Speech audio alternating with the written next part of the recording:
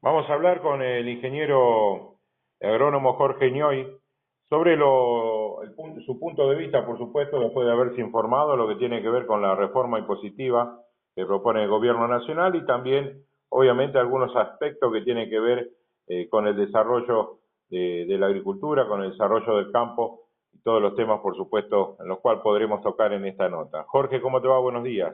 ¿Qué tal? Buenos días, Diego. ¿Cómo andáis? Bien, bien, bien y investigando un poquito, buscando puntos de vista, gente que por ahí, que por allí, como es tu caso y varios que ya hemos entrevistado, se están analizando estas propuestas y viendo cuál puede ser el rumbo, cuáles son las cosas positivas, cuáles son las cosas negativas si es que las hay. Mirá, bueno, en principio, viste, estuve tratando porque todavía no salió nada en concreto acerca de la verdadera reforma, ¿eh? Pero bueno, lo primero que se me ocurrió, creo que lo que nosotros tenemos que empezar a ver son los marcos de referencia, ¿no? Y en principio, o sea, yo me acuerdo cuando inicié mi actividad profesional, siempre cuando vos llegás a un lugar, están los planteos que nosotros le llamábamos los tópicos, o sea, que eran las soluciones que ya estaban armadas, ya estaban hechas. Y después venían todas las frases que rodeaban a esos tópicos, tratando de alguna manera de explicar o de rellenar, digamos, lo que en definitiva mucha gente planteaba como una cultura, la cultura tradicionalista, digamos. Y en medio de eso nacía lo que éramos nosotros, que representábamos la utopía o lo utópico, ¿no? Es decir, era un planteo diferente a las formas de hacer y demás. Y ahí justo me nació algo que es importante, o sea, me nació en ese momento, que es que lo importante es lo que vos decís, ¿no? Porque nosotros además trabajábamos con intangibles, no había forma de demostrar cómo iba a ser el futuro. De alguna manera la gente, digamos, nos juzgaba o nos condenaba por lo que decíamos, no por lo que hacíamos, porque lo que hacíamos era una propuesta a futuro. Por lo tanto, yo creo que ese es el marco político en el cual nosotros nos tenemos que manejar, y el presidente de la República lo expresó, dice, bueno, yo en palabras, y hoy además esas palabras empiezan a quedar, no como en aquella época que no quedaba nada registrado, pero ahora empieza a haber registros, fotos, videos, qué sé yo, audios. Y el presidente dijo que el objetivo era reducir la pobreza, y yo me engancho con eso, o sea que en definitiva las grandes reformas pueden estar enfocadas a reducir la pobreza a través de, bueno, la creación de empleo, la institucionalidad, una mayor responsabilidad fiscal. Pero sacado de ese marco político que es referencial, digamos es como que marca que toda la comunidad o toda la Argentina va a estar enfocada a esos aspectos. Creo que hay cuestiones que estuve averiguando que, por ejemplo, existen las reformas que están vigentes, como por ejemplo la ley PYME, Ujú. que es una ley muy interesante, pero que sin embargo está muy subutilizada como herramienta, digamos, por algunos factores que son culturales. Viste que la gente en Argentina arma su propio paquete de leyes, es decir, somos muy sui generis en eso, ¿verdad? Sin embargo, es una ley que está subutilizada primero por factores culturales y digamos, la falta de credibilidad que por ahí tiene el Estado cuando manda una ley, se dice seguro que siempre terminamos condenando la letra chica, la qué sé yo, para no entrar en detalle. Y hay factores empresariales, o sea, yo he hecho en comentarios con gente que es un poco tributarista o que está en el tema impositivo. Es decir, hay una edad, sobre todo en el sector agropecuario, mayor de 60 años, digamos, que se le hace difícil tener una actualización sobre las leyes vigentes, sobre los beneficios que puede tener, etcétera, etcétera. Entonces, digamos, hay una limitante grande desde el punto de vista de lo cultural y de lo empresarial para que a veces leyes que están vigentes y que pueden representar ser una herramienta interesante no sean utilizadas. Con respecto a la reforma que se viene, Ariel, a mí me parece que, por supuesto que entramos ahora en una dinámica impositiva, ¿no? Es decir, antes, por ejemplo, una ley impositiva podría durar 30 años, después 10 años, después 5 años, y ahora probablemente entremos en una dinámica en que las leyes impositivas puedan ser reformadas en forma mucho más periódica. Pero en definitiva, lo que para mí el ciudadano común debería estar viendo son algunos aspectos. Primero, el tema del gasto público, porque en general el gasto público lo sustenta, ¿no es cierto?, la gente que aporta al sistema. La recaudación del Estado va a parar precisamente para cubrir el gasto público. Nuestro Estado nacional, nuestro Estado argentino, siempre vivió en déficit fiscal. Es decir, es lo mismo que le pasó a la gran reconversión del asalariado en argentino, fue pasar de ahorrar plata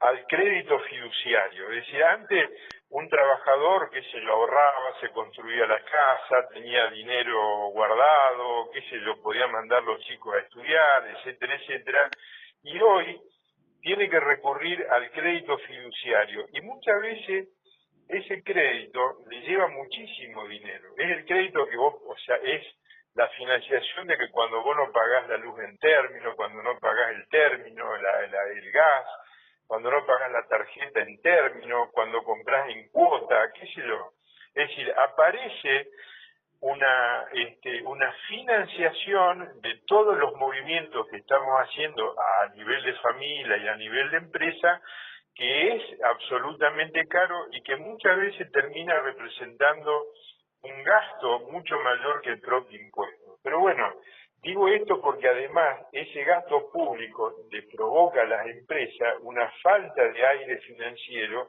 y tiene que recurrir a esos mecanismos de financiamiento.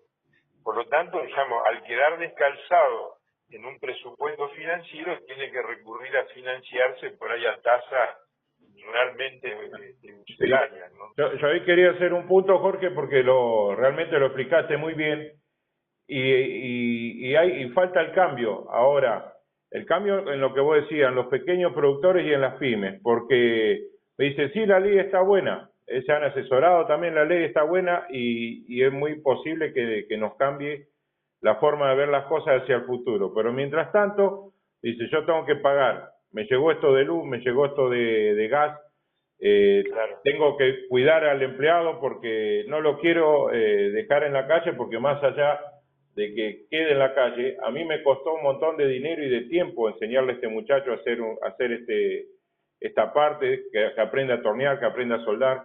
Entonces esas son las cuestiones en el corto plazo. Pero después sí entienden que la ley es muy buena, pero pasó un año prácticamente recién cuando todos se pusieron al tanto de qué trataba la ley PYME, que nosotros la escuchamos y que realmente salió por consenso, y eso es lo bueno también. Y es ahí donde tiene que dar el paso adelante y tiene que haber ese cambio cultural, el cual vos explicabas muy bien, Jorge. Tiene que haber el cambio cultural y el cambio empresarial, porque yo creo que ahí está, si no, esos déficits, aparte de nosotros de sostener el gasto público, tenemos que sostener a los créditos fiduciarios, que son, que cuando uno dice, no, voy a canjear un cheque al banco, son realmente caros, y es un aporte muy importante que se hace, a la parte financiera. Pero bueno, la otra cuestión que yo creo que va a ser, entendamos lo que nos provoca por ahí el gasto público, es la transferencia del gasto. La novedad que a mí me parece que trae la reforma es la transferencia del gasto público al sector de los consumidores. Esa es una novedad muy interesante. En casi todos en los países desarrollados del mundo, el sector el consumidor es el que termina pagando los impuestos. digamos, porque lo otro, los impuestos que se aplican, vamos a hablar, por ejemplo, de los ingresos brutos que se aplican a la cadena de producción, por ejemplo, la provincia, los impuestos provinciales que a veces llegan hasta el 7%, digamos, de los ingresos brutos, lo aplican cada vez que el producto pega un salto de valor. Es decir, le aplican el 7 más el 7 más el 7, lo que muchas veces se transforma en un impuesto que al gravar de esa manera la producción y el valor y el valor que va adquiriendo la producción a lo largo de la cadena, hace que el consumidor termine pagando un montón de digamos de impuestos que están dentro del costo del producto, más allá del 21% o del IVA o de lo que tenga grabado, ¿no es cierto? Por lo tanto, el consumidor va a empezar a pagar todos esos impuestos. Ahora, ojo, ahí a partir de ahí, ojo a quién voto, porque ahí, ahora, si el consumidor va a ser al que le van a transferir los impuestos, que ya pasó, es decir, está pasando que están blanqueando el valor de la luz, el valor del agua, el valor del gas, es decir, lo que antes el sector de la producción subsidiaba al consumidor, ahora lentamente el consumidor se va a ir haciendo cargo de los servicios del Estado, etcétera, etcétera. Por lo tanto, la consecuencia de eso es que dice la nueva reforma va a bajar los impuestos al sector digamos, al sector de la producción y va a transferir, por supuesto, en un aumento a los tramos finales de la cadena, por ejemplo, viendo cómo grava el último salto que pega, ¿no es cierto?, el último salto que pega el producto en la góndola, por así decirlo, o en un servicio, lo que sea. Pero eso va a ser, me parece, digamos, una constante y que el consumidor lo va a tener que ir viendo, porque va a tener que ir viendo cómo afecta su salario, su bolsillo, si va a tener que tener mejores gremios para que defiendan su bolsillo. Me da la impresión de que va a tener que haber gremios bien democráticos, bien fortalecidos, porque eso va a ser, me parece, un camino a recorrer y que me da la impresión de que va a ser inexorable, ¿no? Este tipo de reformas también llegan en un momento, porque la gente del campo, ayer justamente estábamos en un lugar donde empezaron a pasar los primeros lotes de trigo, donde ya obviamente está en plena campaña la siembra del maíz, del girasol, un poco menos acá en nuestra zona, y ya se están preparando los lotes de soja. Y nos contaba la gente, dice, nosotros lo vemos de manera, la reforma siempre hay algo positivo en eso, yo creo que vamos a coincidir, Jorge. Y teniendo en cuenta en este momento que está viviendo el campo, donde decía, pasan los primeros lotes de trigo y los de trigo uno los ve y son espectaculares, resulta que no se dan cuenta de que los rindes no son los mejores, que le ha llegado este aumento de combustible justo en un momento clave donde hay que trillar y donde hay que sembrar. Pero, ¿cómo lo ves al sector del campo en este momento como para poder saltar este escollo y después empezar a encaminarse definitivamente, en tanto y en cuanto el tiempo, el clima también lo acompañe? Claro, yo decididamente, Ariel, no creo en que, digamos, la reforma impositiva en el corto plazo mejore la disponibilidad del flujo financiero del sector productivo. Porque hay realidades que son concretas, es decir, por ejemplo, en el tema de jubilaciones, la relación entre aportante y beneficiario en Argentina es de 1 a 1,5. Es decir, tenemos un agujero ahí con las jubilaciones impresionante y alguien lo tiene que sostener. Es decir, y son los impuestos los que lo sostienen. Y los impuestos van a venir directamente del sector productivo, o sea que ahí no va a haber un afloje con respecto a los impuestos que paga el sector productivo y dentro de ese sector productivo está el campo. Es decir, hoy la presión impositiva a nivel, digamos, macro es del 43%. Para pasar al 33%, digamos, el gobierno está hablando de eso para el 2023. Yo le pondría el 2050, ¿viste? Porque en Argentina los plazos siempre se alargan. porque incluso ahí está involucrado también el ajuste o la responsabilidad fiscal que encaren las provincias. Las provincias a través de los ingresos brutos recaudan un montón de guita. Nosotros como productores agropecuarios no pagamos ingresos brutos, pero todos los servicios que tomamos, de siembra, de cosecha, de transporte, de qué sé yo, pagan ingresos brutos. Ese trigo que después es transportado a un molino harinero, la harina que sale de paga ingresos brutos, el panadero paga ingresos brutos, ¿me entendés? Sí, sí, O sí. sea, hay una sobrecarga de impuestos que ya está, eso, digamos, mentiríamos grandemente si el Estado mañana dice yo voy a bajar mañana los impuestos y le voy a arreglar los problemas a los productores. Yo creo que es una mentira grande como una casa. Es decir, yo creo que la reforma va a venir con el tiempo, con un cambio de mentalidad, porque inclusive hay otro factor, Ariel, que la economía en negro en Argentina es del 40%. Entonces, ¿cómo hace a competir un empresario que decide trabajar todo ¿no es cierto?, por derecha, contra uno que trabaja todo en negro? Es decir, hay una tentación enorme, grandísima, de evadir impuestos. O tentación o no hay incentivos, digamos, no hay incentivos para pagarlo. Vamos a verlo del lado generoso. Exactamente. Entonces, vos fijate que el Estado, primero, el primer gran evasor que teníamos en Argentina, que iba a la cabeza, el sector ganadero de la Argentina, que tradicionalmente nunca pagó, o pagó muy bajos impuestos. Entonces, fue uno de los primeros sectores que, digamos, fue considerado el gran evasor. Entonces, ahora le cayó, digamos, toda la Big Data encima, o sea, toda la información la parafernalia que tiene la FI para llegarte a contarte las costillas. Pero bueno, es un país, a ver, Ariel, es un país que yo, hablando de otro tema, por ejemplo, de las provincias, está charlando ya hace 2 años el gobierno con las provincias, muchachos, pongámonos en caja, qué sé yo. Yo veo nomás en mi propio pueblo la cantidad de plata que se ha gastado o mal gastado de parte del Estado. Entonces, yo no digo que no la gaste, pero gastarla bien, gastarla en cosas que realmente, ¿no es cierto?, son productivas o pueden tener una visión de futuro. Por lo tanto, cuando hablamos de responsabilidad fiscal y metemos a las provincias, los municipios, las comunas y demás, vamos a tener que realmente hacer un esfuerzo muy grande de transformación de este país, que va más allá de las intenciones de un presidente o de un gobierno. Yo creo que es decir, obviamente, si yo voy a bajar el gasto público para que me represente menos sobre el PBI, para que haya una reducción gradual, para que no sea nada brusco, para que el crecimiento de la economía me vaya haciendo que el gasto represente cada vez menos sobre el PBI, a mí me parece que eso va a ser una obra cultural realmente, una obra cultural, ni técnica, ni